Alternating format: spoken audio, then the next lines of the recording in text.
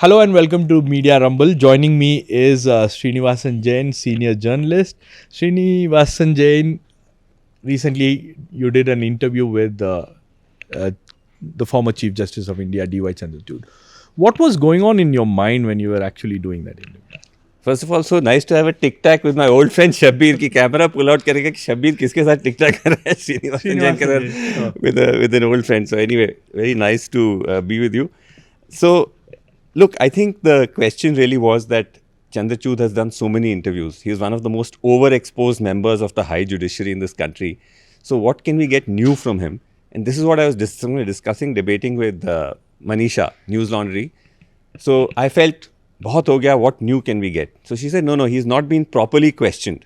Interviews have been done a lot, but not proper questioning. So the challenge was, what can we get him to say that he may not have said before, or rather, what can we ask him that has not been asked, and then that may lead to an answer. So I think that was the approach that one went in with, and also the research to make sure that we can ask those searching questions, because he's a challenging interviewee.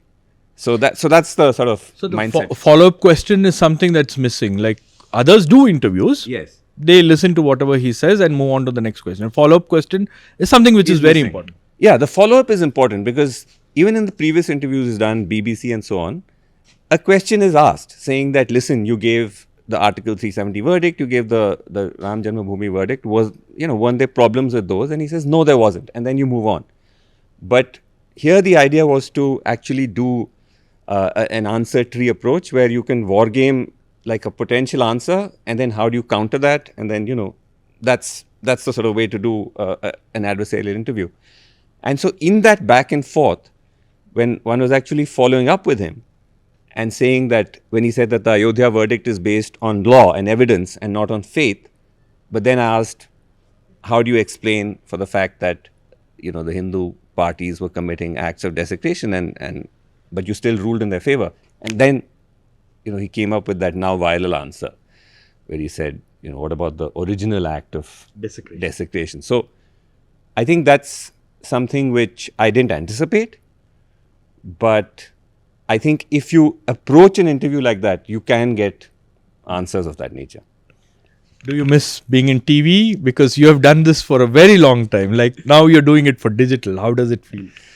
So initially I was in a state of, I would say, borderline shock when I left NDTV because I'd been there for 30 years.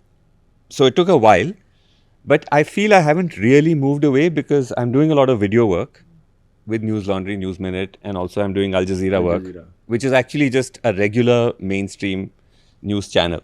So it's still very much in that same domain. But I think what we all thrive on as journalists is the freedom to do the work we want in this time. And so if you can find outlets which allow you that freedom, then frankly the platform doesn't matter, right? Whether it's TV, digital, you're doing hopefully quality work, you're speaking truth to power, you're doing fearless journalism.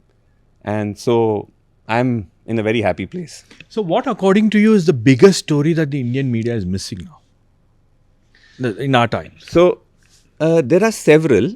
I mean, I think while a lot of work has been done, for example, on, the extent to which you have these oligarchs, these big business oligarchies that are so powerful and influential. So there's been quite a lot of reporting on Adani, on Ambani, by particularly digital media, foreign press. I think there's much more to that story which hasn't come out. I think the second huge story which hasn't been reported enough is the way in which the investigating agencies have been weaponized to go after virtually everybody who's critical of the government. You cannot have a scale of an operation of that kind because investigating agencies have been misused by previous governments. But the way it's been done this time, obviously there must be a whole pipeline of instructions, orders, this, that and the other, right? So there's a whole story there as to how those instructions are given. There'll be a record. Those instructions are given, how those agencies are weaponized, how officers are told to go out, fabricate evidence, all of that. I feel you hear snatches of it from time to time where some politician will say, I got a call saying, join me and the charges go away. Or the ED or the CBI officer is communicating, but you don't have it a full picture. A full picture. So I think that would be a bombshell story if it ever comes out. Okay. And one last question. I know Sreenivasan Jain. I've watched him very closely during the Mumbai attack because you were there as a bureau chief and a household name in Maharashtra and Mumbai. I was in NDTV at that time, so I was in awe when you were reporting. And now I get a chance to interview him, be with him on a panel. So it was a pleasure meeting you and Pleasure is all mine. working with you. This is not mutual back scratching, but I've always admired you. Always admired your work. So very happy doing this with you. Thank you. Thank you, Sreenivasan.